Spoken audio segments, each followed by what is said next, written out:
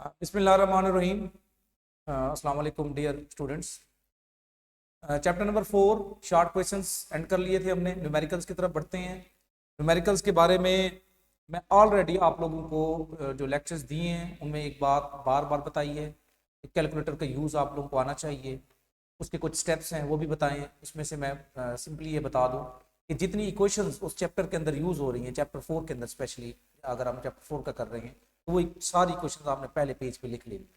फिर यहाँ से हमने लाइंस को पढ़ना है और खुद जज करना है कि कौन सी क्वेश्चन यूज होगी, उसमें वैल्यूज पुट करनी है और उसके बाद कैलकुलेटर से आंसर निकालना है। कैलकुलेटर का यूज करेंगे तो आप आंसर तक पहुंचेंगे। आंसर आपका आएगा तो आपको मार्क्स मिलेंगे। ये पहली बात है जी। तो हम स्टार्ट करते हैं 4.1। A man pushes a lawn with 40 Newton force directed at an angle of 20 degree downward from the horizontal.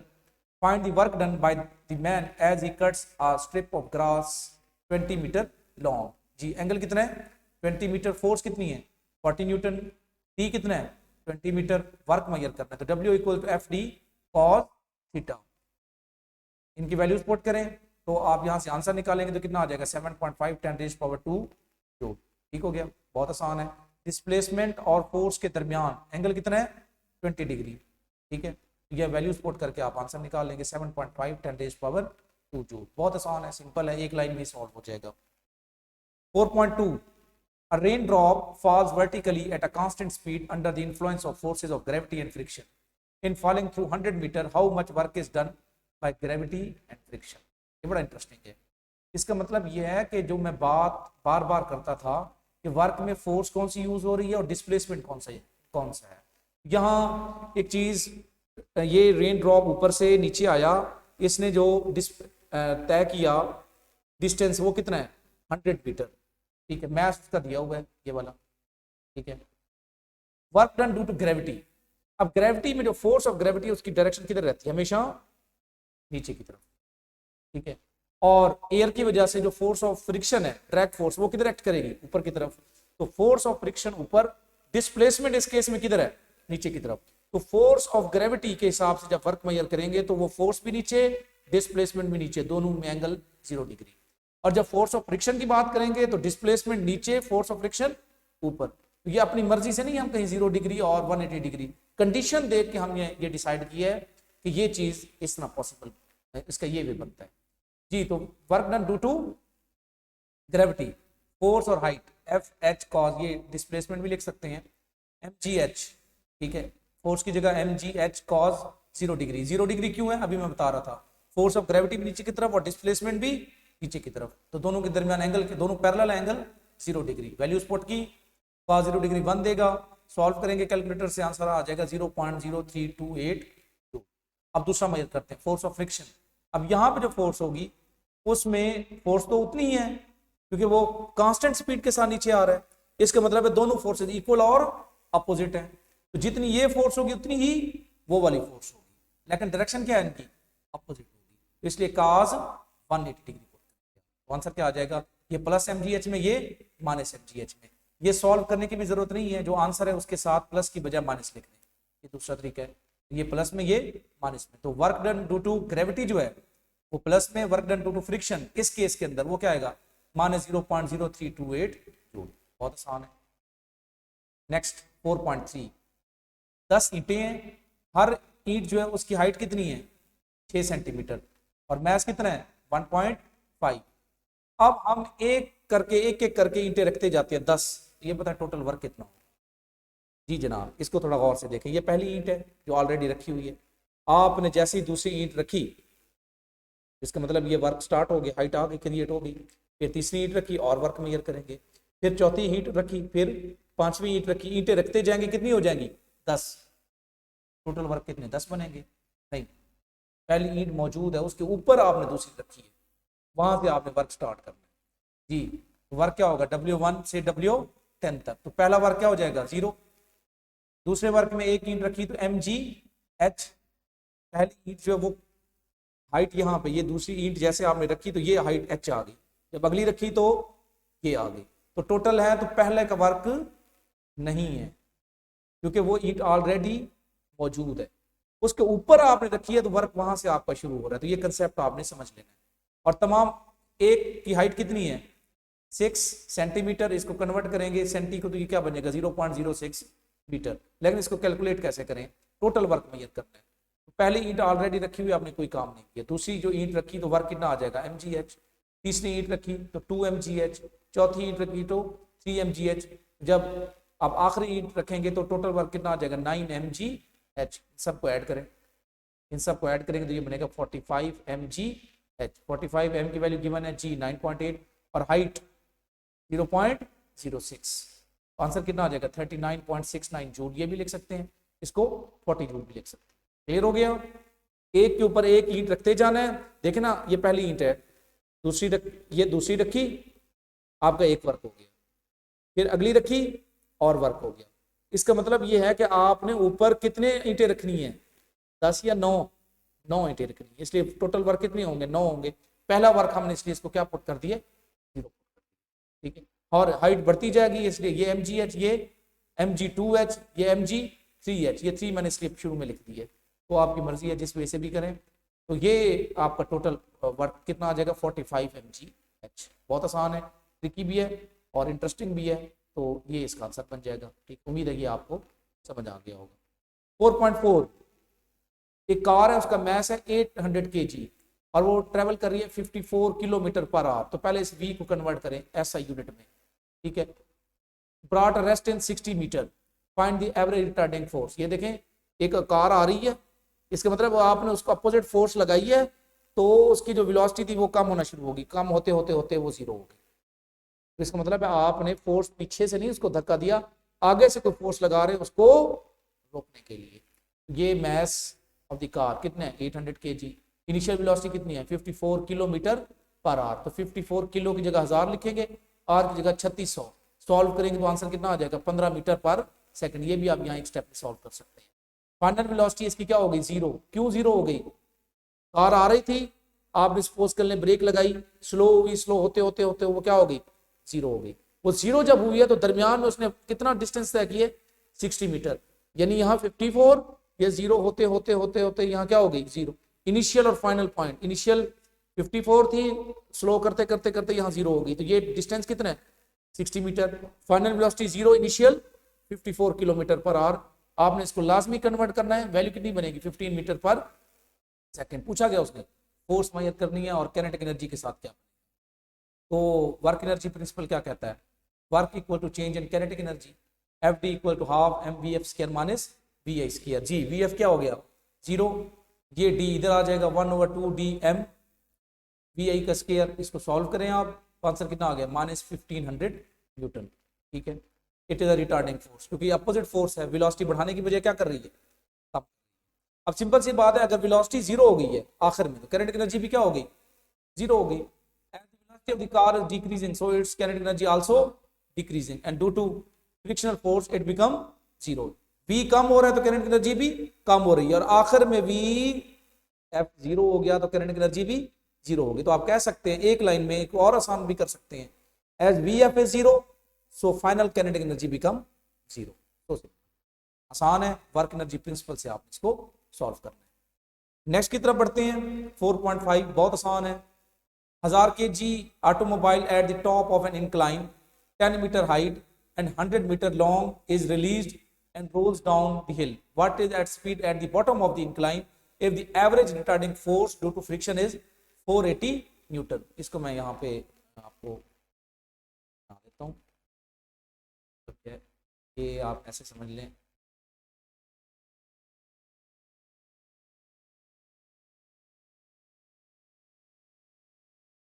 जी, एक कार यहाँ पे मौजूद है इस जगह पे, ठीक है, उसका मैच ये वाला की मैंने, हाइट कितनी है ये वाली 10 मीटर, ये 10 हाइट 10 मीटर हो गई, और 100 metre long is released and rolls down the hill. जी, and 100 metre long is released, इसका मतलब है ये वाला जो इंक्लाइन ये वाला डिस्टेंस है ये कितना है t100 हो गया, और h कितना है 10, ये याद रखिएगा।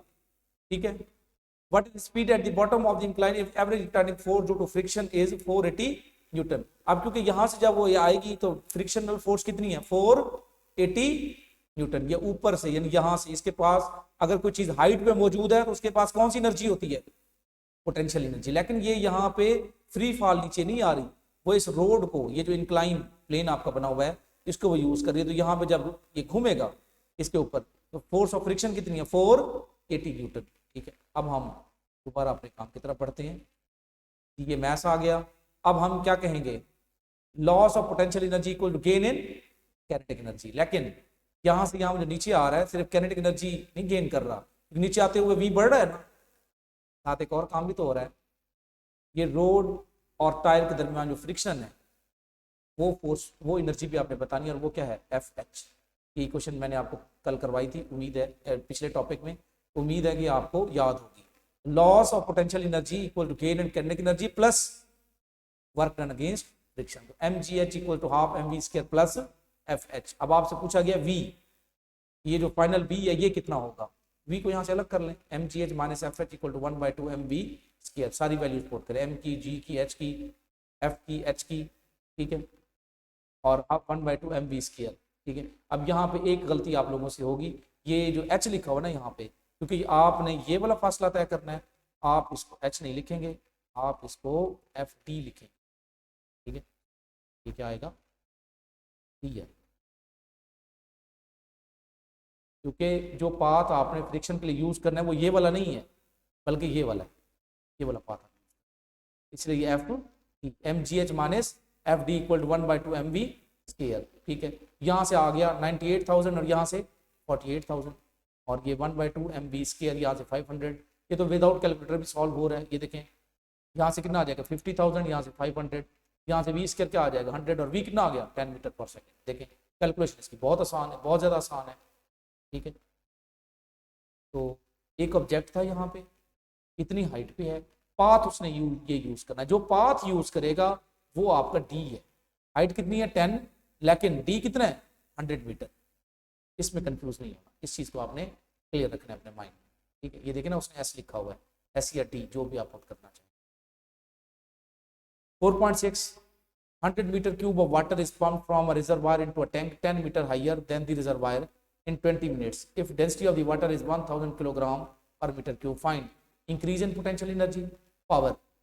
वॉल्यूम गिवन है, हाइट गिवन है और डेंसिटी गिवन है। ठीक है, तो सबसे पहले हमने मैस निकालना है, पोटेंशियल एनर्जी मेजर करनी है और पावर मेजर करनी है। याद रखिएगा, अगर पावर मेजर करनी है तो आपके पास दो फार्मूले, वर्क ओवर टाइम का या फिर फोर्स और वेलोसिटी का।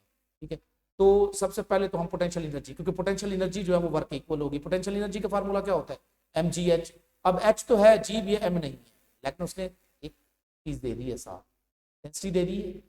डेंसिटी वैसे आपको याद होनी चाहिए, वाटर की कितनी होती है 1000 किलोग्राम पर मीटर क्यूब, और वॉल्यूम गिवन है। तो यहाँ से इस फार्मूले से आपने मैथ निकाल ली, ये आ गया मैथ। पोटेंशियल एनर्जी क्या होगी mgh, ये मैथ आपने निकाला हुआ था, ये पोटेंशियल एनर्जी आ गई। ठीक है, और पावर क्या होगा, वर्क ओवर टाइम या potential energy divided by time. तो इस वैल्यू को सिंपल टाइम पे डिवाइड कर दें। टाइम कितना है यहाँ पे देखें 20 मिनट्स। 20 मिनट्स कितने बनेंगे, 20 को आप 60 से ज़रब दे तो 1200 सेकंड बनेंगे। 9.8 डिवाइडेड बाई 1200, 8.2 10⁻³ वाट। इसको आप 8.2 किलो वाट भी लिख सकते हैं, बहुत आसान है, दोनों चीज़ें आ गई। 4.7 a force of 400 Newton is required to overcome road friction and air resistance in repelling an automobile at 80 km per hour. What power must be injectable?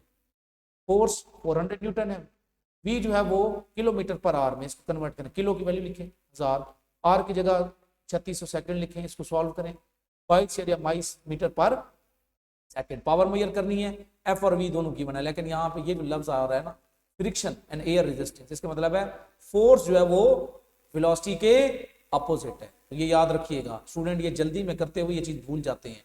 तो dot product of force and velocity is power, p equal to f v. Open करें vectors को तो क्या बनेगा, f v cos theta, cos 180 degree आ जाएगा, simple आ जाएगा, p equal to minus f v. F की वैल्यू पुट करें और v की, v आ जाएगा माइनस 8.9 किलो वाट। बहुत आसान है, बहुत ही आसान है, सिर्फ ये वाला मेन पॉइंट जो आपने याद रखना है। दूसरा इसमें भी क्या काम है, ये v का जो आपने इसका जो यूनिट है वो ऐसा यूनिट है, इसको लाजमी कन्वर्ट, एक लाइन में सॉल्व होने वाला। 4.8 how large a force is required to accelerate electron, ये इलेक्ट्रॉन का मैथ गिवन है, रेस्ट से उसकी स्पीड ये है, through a distance of 5 centimetre. Mass of electron ये वाला हमने लिखना है। इनिशियल वेलोसिटी 0 है, फाइनल वेलोसिटी ये हमने बतानी है। डिस्टेंस कितना है 5 सेंटीमीटर। फोर्स कितनी है ये हमने फोर्स की ये वाली वैल्यू, फाइनल वेलोसिटी की ये वाली वैल्यू है। डिस्टेंस 5 सेंटीमीटर है, सेंटी को कन्वर्ट करेंगे तो क्या कितना बन जाएगा 0.05 मीटर। फोर्स मेजर करनी है। वर्क एनर्जी प्रिंसिपल सिंपल जो आपने पढ़ा, work equal to change in kinetic energy, work equal to change in kinetic, W equal to FD 1/2 mvf square. और ये देखिए इनिशियल क्या है 0 है, तो सिर्फ ये टर्म बच गई। भैया क्या करना है फोर्स, ये D डिवाइड हो जाएगा, ये तो एक लाइन में सॉल्व हो जाएगा आपसे। F equal to 1/2 dmvf square, 1/2 ये D की वैल्यू, ये मैस और ये pf का स्क्वायर। आगे यहाँ तक आंसर तक पहुँचना जो ये सारा आपका कैलकुलेटर, यहाँ पे फिजिक्स खत्म हो गई। कैलकुलेटर को बेहतर तरीके से यूज़ करें आप, ठीक है। और ये आंसर आ जाएगा F इक्वल टू 3.6 10⁻⁻15 न्यूटन, ठीक है। सिंपल आपने क्या करना है, वर्क एनर्जी प्रिंसिपल यूज़ करना। वर्क एनर्जी प्रिंसिपल से उसने देखें मैस भी दिया हुआ है, फाइनल वेलोसिटी भी दी हुई है, ठीक है, डी भी दिया हुआ है। तीन ही चीज़ें आपको चाहिए। इनिशियल 0 हो गई तो ये टर्म बहुत आसान है, सिंपल डी इधर डिवाइड हो जाएगी। ये देखिए बहुत ही आसान है। इन तमाम न्यूमेरिकल्स को आपने खुद सॉल्व करना है और आंसर तक पहुंचना है। ये था हमारा आज का चैप्टर नंबर 4 जो है ना हमने एंड कर लिया है। अगेन जितने भी आपने रिकॉर्डेड लेक्चर्स जो सीरीज चल रही है इसकी, इनको जब भी आप सुने मुकम्मल सुनना है, साथ रफ कॉपी आपके पास हो, रफ जो है ना वो पेजेस हों जिन पे आप इन तमाम चीज़ों को जितने भी लेक्चर्स दिए हैं इनको साथ साथ नोट करें। और स्पेशली जब न्यूमेरिकल्स की बारी आए तो कैलकुलेटर आपके पास हो और आप खुद आंसर निकालें। आंसर तक वहाँ से पढ़ें भी सही, लाइन क्या लिखी हुई है उसको समझें, डेटा बनाएं, वैल्यूज पुट करें और कैलकुलेटर से आंसर निकालें विद यूनिट, ठीक है। ये आप लोगों का काम है, ये आपने लाजमी करना है, ये रिक्वेस्ट भी आप लोगों से। तो चैप्टर नंबर 4 हमने आज एंड, ओके।